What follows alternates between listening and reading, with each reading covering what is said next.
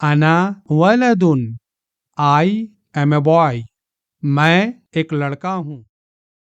الدرس الرابع. Lesson 4. Pronouns used for singular number. ضمائر مستعملة للواحد. أنا ولد I am a boy. میں ایک لڑکا ہوں. أنا تلميذ I am a student. میں ایک شاگرد ہوں.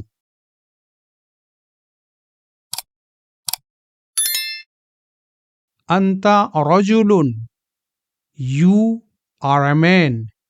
تو یا آپ ایک آدمی ہو.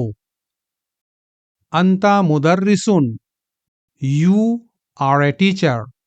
آپ ایک ٹیچر ہو. هو سائق He is a driver. وہ ایک ڈرائیور ہے.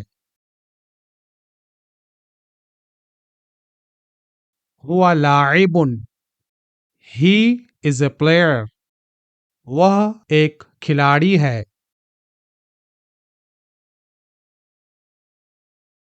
هي بنت She is a girl. وہ ایک لڑکی ہے. هي مسلمة She is Muslim. وہ مؤنث مسلم ہے. انتی سعاد You are سعاد. تو یا آپ سعاد ہو. انتی جالست You are sitting. تو یا آپ بیٹھی ہوئی ہو.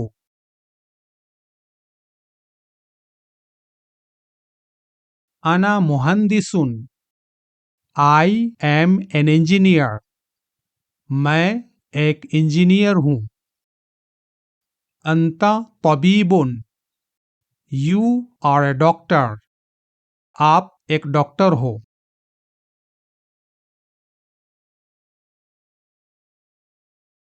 ہوا مسرور He is happy. وہ خوش ہے. ہیا ذکیۃ She is smart. وہ مؤنث چالاک ہے.